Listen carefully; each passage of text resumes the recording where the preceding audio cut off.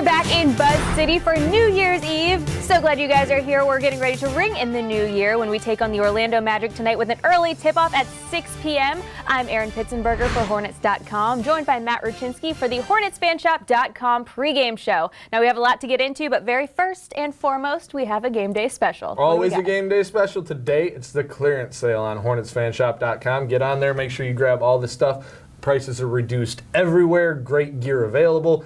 Get it shipped, get it sent to loved ones, whoever wants it. And if you spend over $29, free shipping. So we get that little caveat as well. So you save some money and you get shipped stuff for free. Always good to have. And all those Visa gift cards and everything that you guys got during the holidays, make sure to cash those in right here.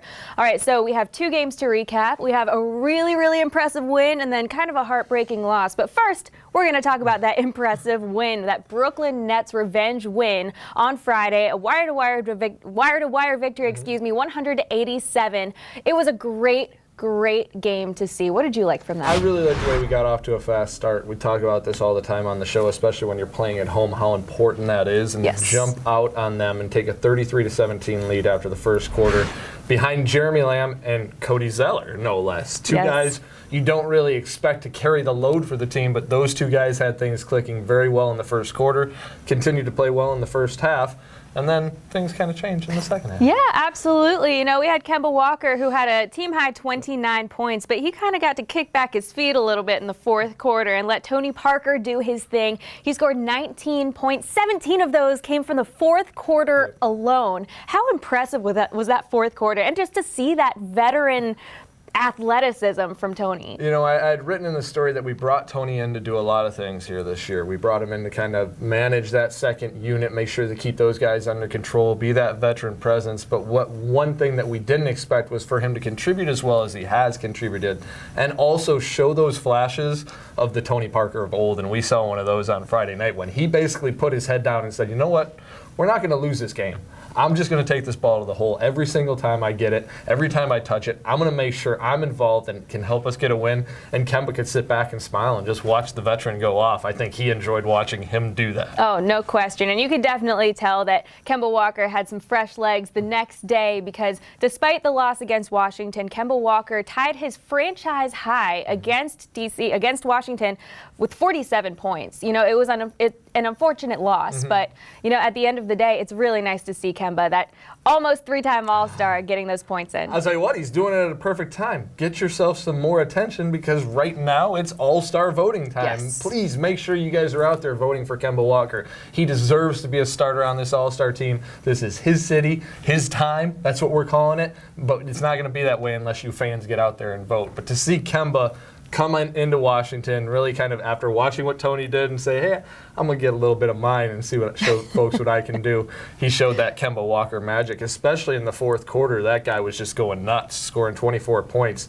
Just absolutely insane. Every time Kemba touched the ball, it was going to go through the net, it felt like. Oh, no question about that. And we're really hoping to see more of that tonight. Well, we're going to go over to highlights right now. Go check out Tony and Kemba. We'll be right back with assistant coach Dutch Gaitley. Life in the Martin household, first year out of the business after 30 years in. Tony Parker, what a way to end the first quarter. Threes on Wednesday in that fourth quarter. Gotta watch it. Tony Parker, not going anywhere. Big shot for the 36-year-old. That little quirky defense there, the Nets played on Wednesday, those kind of little boxing ones against Kemba Walker. Tony Parker. A one-man show.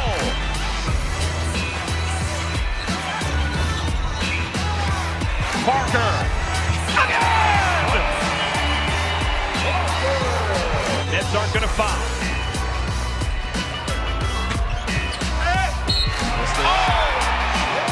That just may do it. Kemba Walker back on the floor. Kemba got Green up in the air. Score it! Oh my! Just got crushed by Green, and he hits the shot. How did he do that? Sidestep and a good ball fake. And it's a three? Oh, absolutely. I mean, the concentration that it takes to make that shot. He still had good form on that shot after getting hit. Kemba. Layup falls through. Now even strength. Kemba. Give him 2. 5-point game. Hornets in a hurry. Marvin back to Kemba. Got it! 1.9. We are now joined by Hornets assistant coach Dutch Gaitley. Dutch, thanks for being here. Thank you for having me. And happy New Year's Eve. We're really looking forward to tonight's game. Now, this is the first time that we've had a chance to catch up with you on this show. And you've been with head coach JB probably the longest out of any other assistant coach on the staff. So tell us your start, kind of initially growing up and how you got to be an intern for the Spurs. My parents are coaches. I've always wanted to go into coaching, and it was going to be college for me all the way through. That's what my mom does. She's a college coach, and then just one day someone told me to look in the NBA, and I started reaching out, and luckily I got tricked San Antonio into hiring me and stayed there for 5 years. So. Stayed there for 5 years. Now, 2013, you were an intern, and you are now an assistant coach on the NBA staff. On an NBA staff, take us through that and how every year you just kind of propelled yourself forward. Yeah, I started off as an intern and stayed along, and then right before the playoff run that year, they told me they wanted to keep me on for the next year. Someone moved on to the Atlanta Hawks, permanent position open as assistant video guy, and then just keep working my way up and gaining more responsibility as the years went on. And then for 2 years I was the head video guy, which was learning from Coach Popovich and Chip England and all those guys in San Antonio was great, and obviously Coach Borrego. Learning from those guys was great. And then this opportunity presented itself with Coach Borrego, and he gave me a call, and I couldn't turn it down. It was a great opportunity. All right, before we get further in that, I want to hit rewind for a second. You said both your parents were coaches. Yes. So did your dad actually coach you when you were playing, or your mom actually coach you when you were playing? No one. My dad coached me a little bit when I was younger, but it was actually a funny dynamic. My mom was a head women's coach, and my dad was her assistant. Okay. So he was on staff as her assistant, and how cool. Yeah, they were both coaches together, and it was just everybody else. I talk about the life of a basketball coach, but they asked if I could ever do anything. Like I was at early morning practices at 6 a.m. So this has been my life ever since I was a little kid. Well, and that kind of makes sense too, because you're a younger coach, but you've grown up in coaching, for sure. So you've always had that coaching mentality. Yeah. So there's no let's watch cartoons. It's let's watch game footage. So there's no like the childhood was very different than a lot of other kids, but a lot of kids on weekends were having play dates, and ours were having like practice dates, like bring kids to practice and go to games. So it's been exciting. It's a different life, but it's an exciting life for sure. Cool. And all these guys, they always talk about other coaches who have kind of inspired them. Mm-hmm. I guess you're kind of inspired by the coach we currently have, because he's the guy you've worked the longest for. Yeah, it's actually with Coach Borrego. It's actually a funny dynamic. Before I got hired in San Antonio, my first ever interview was with Coach Borrego when he was an assistant with the Orlando Magic. So I interviewed for an intern spot there. Unfortunately, I did not get it. One of my friends, who's now a friend, got it. But we've known each other for a while. And then when I was in San Antonio, he came back, and it was like a funny dynamic of like, oh, great to see you again. You didn't hire me there, but I'm here, so you're stuck with me now. But we've developed. I was actually paired with him. I was his video guy for his first year back in San Antonio, and we developed a pretty good relationship, and we kept it going. Obviously till here. It's crazy, the web of relationships within the league. Oh, for sure. And now knowing that you started out as a video coordinator, JB started out as a video coordinator. We were interviewing Chad Iskey a little while back, and he said that being a video coordinator is almost like getting a degree in basketball. For sure. How would you kind of describe that, and why that is so vital to becoming a head coach these days? Well, when obviously, like I talked about, I grew up in basketball, but and I worked for a great coach when I was at Temple. Worked for Coach Fran Dunphy, and I learned a lot. And going to San Antonio, I thought I was very prepared, and they did prepare me. But my first day there, they started using terminology and game plan and strategy that I had never even heard of. So the way I compared, everyone says it's a degree. I compared it to you go to a library and you're grabbing all these books, but you have no time to read them. Like you're learning all this stuff. In my first year, I had no time to read anything. I'm just like, yeah, I know what that means. I have no idea what it meant. And I just kept working. And then the second year when I was luckily brought back, then I was able to really, okay, this means that, this strategy means this means that, you do this against this player. So it really is like the first I mean, you work in basketball, but going to the NBA is like completely different animal. And the first couple of years, my head was spinning, but then after that, it really slowed down. And now, still learning every single day. But now I at least have the terminology down and strategy in this. But like Chad said, it definitely is a degree, and you're learning every day. Like we have a new staff. You learn from different people. I work closely with Coach Nate Mitchell, and we learn from each other every day. So it's great. And now, speaking of learning from Nate Mitchell, learning from these other assistant coaches, this is the first time that this group has been together this season. How well has it been, and how much of a relationship have you guys built over the last, I guess, 6 or 7 months? Oh, I mean, a lot. We haven't really. You look amongst the staff, like obviously Coach Brago and I have worked together, but no one really. I know Ron and Nate had worked together, but no one really had relationships outside of that. But we've really. Everyone has their niches, what they're great at. Coach Hernandez, player development. Jay Chiano, offense. Chad, defense. Like everyone has their little things that they're great at. And it's sort of, we're all adding our little inputs here and there, and we're figuring each other out. It's been great so far. We're going to keep adding stuff in and help. Our main job is to help JB as much as possible. That's what we're trying to focus on. I think we're doing a good job of it, and we're winning some games. Now we just got to, get even better in the new year. What has it been like working with JB, the head coach, versus JB, the assistant coach back in San Antonio? How much have you seen him grow and change? Oh, it's been great. In San Antonio, you're as an assistant, and what I've learned now is you're really just the suggestion guy. You give the suggestions, and now the biggest thing is JB is. Before he was deciding to give only one suggestion to the head coach, and now he's getting 6 or 7 suggestions, and it's making, hey, I want to go with that. And JB's biggest growth is he's the nicest guy in the world, and now it's not hurting the feelings of like, hey, I'm going to go with this guy's decision and not your decision. And I think that's what he's getting, he's getting really good at is, hey, I'm going to go with this guy now and see if it works. And we're figuring stuff out, as we go along. And, a lot of stuff that we're putting together is working. Kemba's having a great year. A couple other guys, Malik's having good development. Jeremy obviously is playing really well. So a lot of stuff is working, and we're figuring some other stuff out along the way. One of your strengths obviously is player development. So what's it like to see these guys improve the way they have been improving? Oh, for sure. It's been great. In San Antonio, that was our biggest thing. They started the wave of video guys being able to help out on the court. In San Antonio, half our job was in the video room, half was on the court, and we had a hand in almost helping everybody. That was the best part is when we would have blowouts in San Antonio. The young guys that you work with, right now you can see it, the Bryn Forbes, the Davis Bertans, all those guys in San Antonio that were young, they weren't playing a lot. Now they're playing, and you get to see their development. And I think that's what's carrying over here. I learned from Chip England and Chad Forcier, who's in Memphis, and Will Hardy. I learned from all those guys and implementing the stuff that we practice there, carrying it over, and adding our own stuff as well. But, I think Billy's, it's especially for me, the guys I work with, Billy's development. I think, he's a great offensive player. And now we're trying to improve his defense, and it's been a little bit him and Frank. But seeing both of them when they get out there, they both contribute. And obviously Marvin's a great veteran. So him just letting me, coach him has been great in its own. How do you develop a player like Marvin Williams or like Tony Parker, for example, or somebody who's been in the league for a while? How do you add that player development asset to their training? I think they're. Veterans, it's a little bit different because young guys, you can see it like that. Like a Malik Monkey, Miles, you work on something, they can pick it up right away. Whereas veterans is, they've been so successful, and Marvin Williams, a great shooter, and it's just little things that we're trying to teach him.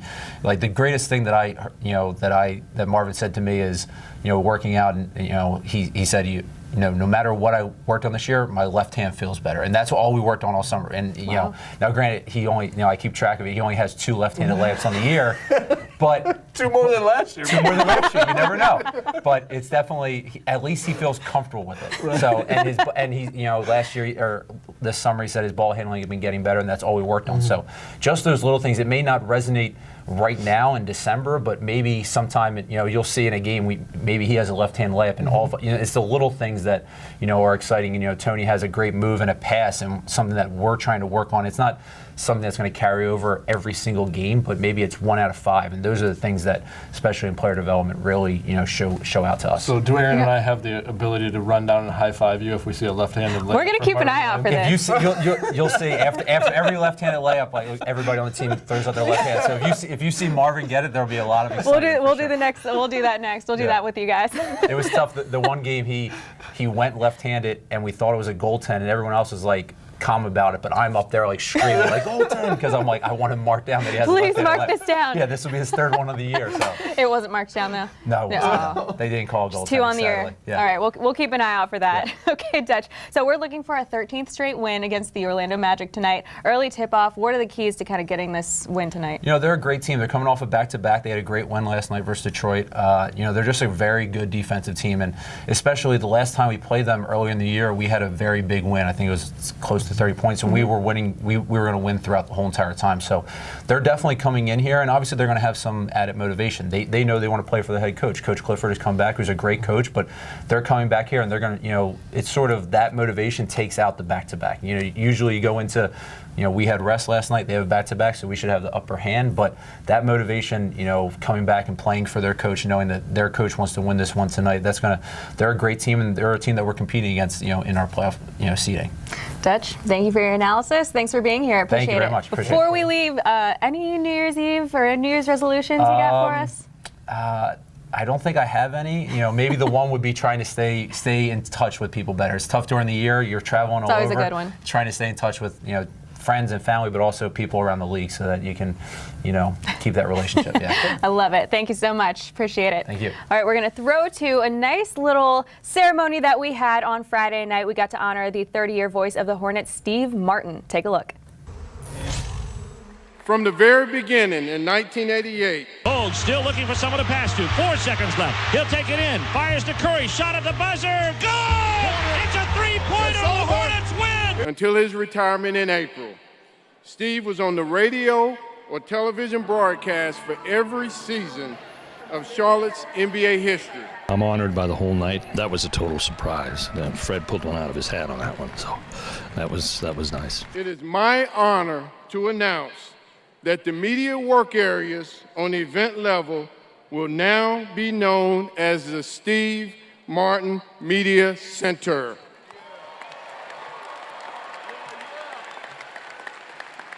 You know, I'm not a player, you know, but I got lucky really, because whenever you're the first guy on the floor, then everything comes after you, and if you've done everything as well as you could, then you set a standard no matter how good you are. That's what we become. And I'm sure there are 2 guys up there in the booth who are very good and do a lot of things I wish I did. You don't last 30 years in one business without having some good people around you to guide you, push you along. And I had some great guys back here. Gil McGregor, my first partner. Of course, Mike Jemensky. I had Jerry Valancourt. We had Matt Carroll, my last partner. And, of course, Del Curry. Outstanding. I've enjoyed every moment of bringing the action to you, whether it be on television or on radio. Thank you very much for this great night, and thank you for saluting my family. I appreciate it. But City, do you guys know that meme of Spider-Man where he's looking at his twin and it's like, oh, hey, it's you. Oh, hey, it's you. Look at these two. This is Dan Savage. He is the Matt Roczynski of the Orlando Magic, if you will, and a longtime friend of ours. Dan, thank you for being here. Thanks for having me back. I feel like this is year 12 for me. How long have you been here? 14. Season 14. But we were trying to figure out, how long have you been with the Magic now? I've been there 11 seasons, but in the league for 14 years. Yes, because you were at the NBA.com. NBA.com. Yes. All right, fair enough.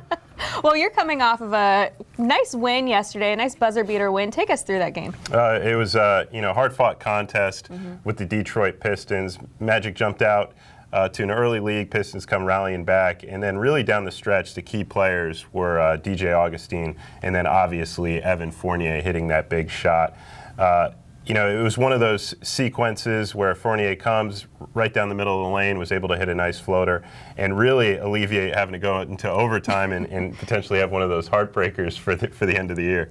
It's always nice to have, and now I know it's nice to get a nice win for you guys. Looking into tonight's game, I know we have the return of head coach Steve Clifford here. Have you guys want to share any inside information or any kind of lead up to tonight's game? Well, it's one of those interesting situations where both teams are familiar with the other head coach. James Borrego was an interim head coach for the Orlando Magic, and prior to that, an assistant under Jacques Vaughn. And so both squads, you know, are going to be very well coached. James Borrego, obviously coming from the Greg Popovich tree, no detail is left unturned. That's true. And Steve Clifford, coming from the Stan Van Gundy tree, you know, will scout with anyone and know what's coming. So obviously both guys have, you know, well aware of the other team's talent. Steve having coached here for a number of years, and James Borrego being there with, you know, Magic star player Nikola Vucevic as well as Evan Fournier.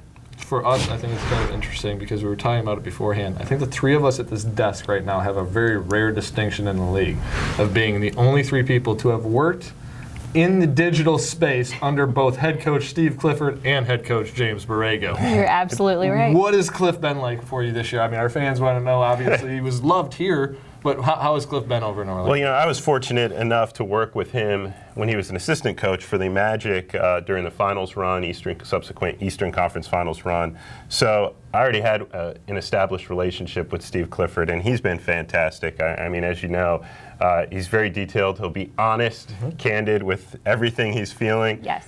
There's no sugarcoating anything. He doesn't expect us from, you know, a team staff to sugarcoat anything. So it's been really nice give and take working with Steve. Have you been surprised at the success you guys have really kind of started to put together? You're making that push in the Eastern Conference playoff right there with us. I mean, these two teams are kind of mirror images. No, for sure. There's been no doubt that the talent's been there for the Orlando Magic. I mean, when you look at the number of draft picks that they've stockpiled over the years and young talent that they've acquired, it's just a matter of that talent maturing and reaching the point where it becomes all about winning and maybe not so much about individual statistics and growth.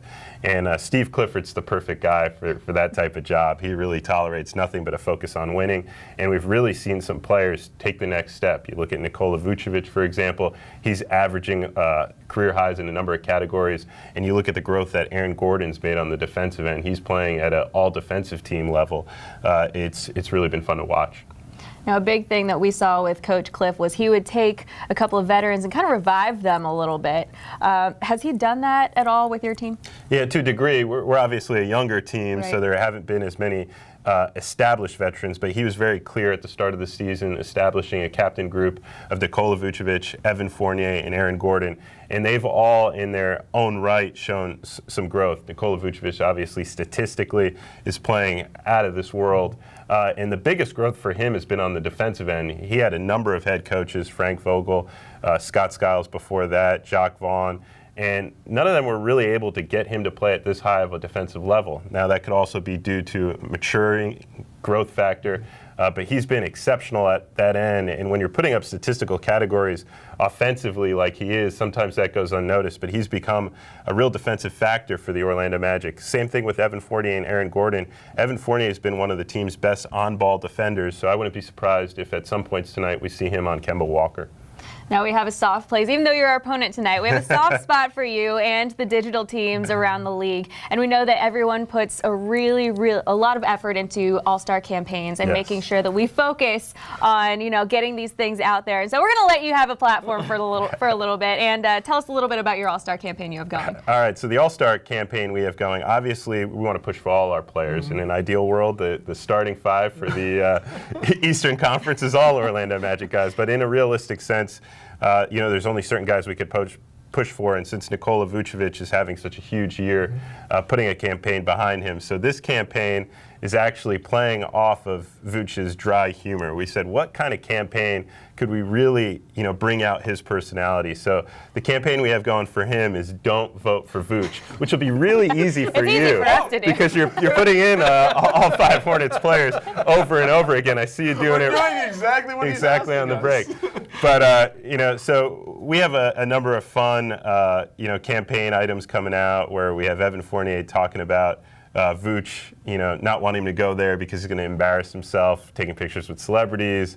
Vuc maybe with his dry sense of humor saying, "Don't vote for me," you know. So those will play out over social media over the upcoming weeks as we continue to push for All-Star, and then obviously, you know, the meat and potatoes of digital media with pushing out the highlights with the campaign. Don't vote for Vooch. Well, hopefully by not voting for Vooch, he ends up playing here in Charlotte with us, and we'll get to see you come back for the All-Star game. That's the best point. I know you're having a big All-Star party. We are going to have one. And I want the invite. All right, I'm pushing for the invite. We'll see what we can do. I guess, Dan, we'll have to hook him up in some way, shape, or form. He could be a +1 for somebody. And there's one other kind of constant between both teams that made a switch this year. Not a lot of fans might know it, but Jay Hernandez came over here. And I remember when we hired Jay Hernandez, I got a text from this guy saying, "You're going to love working with Jay Hernandez."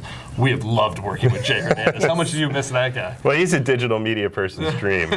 When you talk about what works on social, it's usually highlights that, 10 seconds or less, something quick, and the dribbling drills that he puts on, and then to be reunited with Kemba Walker, who they worked together obviously when Jay had an academy back in the day. You guys have a special duo there. So I often actually watch these and see if Jay's going to get the best of Kemba, which he has on a few occasions. He is a tough guy to beat. I've tried and failed miserably. If Break.com still existed, or in some form, I'm sure it does, I'd probably be on there with some of those highlights of me trying to go Do you have any footage of this? It's been burned. It's been burned. Okay. I'm sure we'll find it. Yeah. All right, perfect. Well, thanks a lot, man. We appreciate you. All right. Do you have any New Year's resolutions? I do, and it's try to get to look more like Matt Rachinsky. So I came into this one, and I came with the beard. It's tough. I've got to go back to the goatee. Yeah, you got to go back. I got to go back to the goatee. Because it doesn't grow normal. It looks really patchy and really strange. You can pull it off. I can't. All-Star weekend. I'm going for the Met. Oh, we man. get the same haircut at the same time. Looking forward to seeing that. All right, guys, we are going to close out here looking at the top plays of this season from 2018 as we ring in the new year tonight. 6 o'clock start as we face the Orlando Magic. Dan, thanks for being here. Appreciate it. Thanks for having me for like the 75th time. For Dan, for Matt Rachinsky, and myself, take care, everybody. Happy New Year. Monte Graham, the rookie out of Kansas. Originally from Rollins. Wow, pitch back with 2 hands.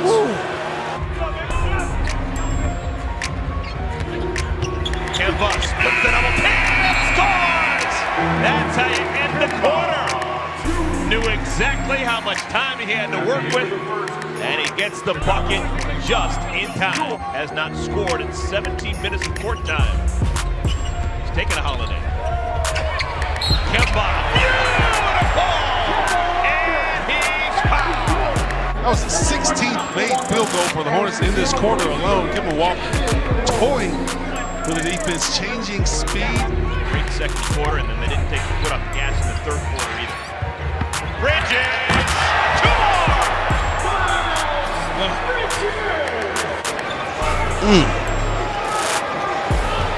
You have to learn to lead your position while getting your team organized. Zeller! Oh my goodness! Took off from the free throw line. I love it. Cody Zeller. My word! Brought on themselves. MKG the rebound, brings it across himself. By Bridges! Oh, gorgeous end-to-end by MKG to find mine. Absolutely. I don't think I'm going to jump at that one. Oh, Malik Monk steals it away. Monk off the Knowing that you've got a high flyer behind you. Good anticipation right there by Malik to peel away, come back for the steal, and just a quick look. One-handed rebound, but 2. And it took Denver out of their offense trying to post up Plumlee. Used a lot of time. Look at this. A French Revolution! Tony Parker! Parker and Trey Lyles says, where did he go? He went to the rim, but he's up and back at it. Oh my God! How did he get that? MKG just ripped it away from Hernando. That is protecting the paint when you need it the most. Look at MKG close, and Hernan Gomez is going up to try to dunk that ball. He knew he was going to meet resistance, and boy, did he ever. Or it was overtime. Lamb's going to have to fire.